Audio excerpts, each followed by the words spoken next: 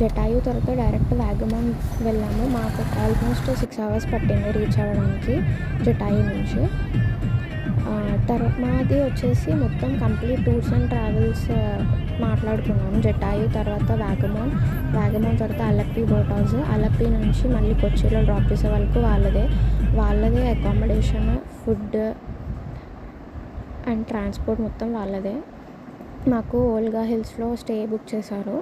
చాలా బాగుంది వ్యూ అయితే. హిల్ స్టేషన్ అంతా చాలా బాగుంది, ఫుడ్ కూడా చాలా బాగుంది, ఎక్కడ కాంప్రమైజ్ అవ్వలేదు అసలు. తర్వాత కొన్ని ప్లేసెస్ విజిట్ చేసాం వాగమాన్లో.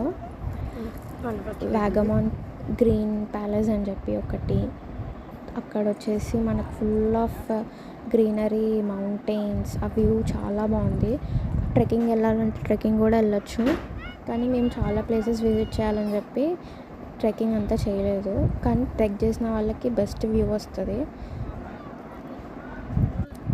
తర్వాత కొన్ని మ్యాండేటరీ పిక్స్ దిగేసి మేము నెక్స్ట్ ప్లేస్కి స్టార్ట్ అయిపోయామన్నమాట. అన్నీ నియర్ బైనే ఉంటాయి వాగమాన్లో అయితే.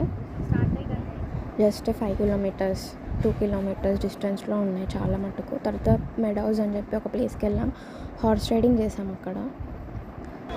మంచి ఎక్స్పీరియన్స్ ఉంది, ప్లేస్ కూడా చాలా బాగుంది. మీరు చూడొచ్చు, చాలా పిల్లలందరూ ఆడుకుంటున్నారు. తర్వాత కుర్సుమల్లి చర్చ్ అని చెప్పి ఒక ప్లేస్కి వెళ్ళాము. మనకు అక్కడ ఒక పీకాక్ కనిపిస్తుంది, అక్కడి వరకు ట్రెక్ చేయొచ్చు అనమాట. ఎవరైతే బాగా ట్రెక్కింగ్ ఇంట్రెస్ట్ ఉన్న వాళ్ళు పక్కా ఈ ప్లేస్కి విజిట్ అవ్వచ్చు. తర్వాత పైన్ ఫారెస్ట్ విజిట్ అయ్యాము. తర్వాత మా హోటల్లో సో మంచిగా డీజే పెట్టేసుకొని సాంగ్ పెట్టుకుంటే ఎంజాయ్ చేస్తాం.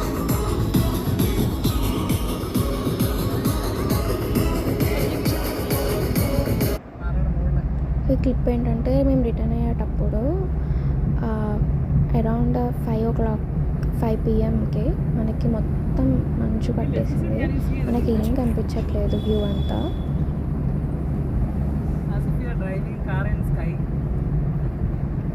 చూడండి అస్సలు ఒక్క వ్యూ మొత్తం మంచుతో ఉంటుంది మొత్తం ప్లేస్ అంతా. బెస్ట్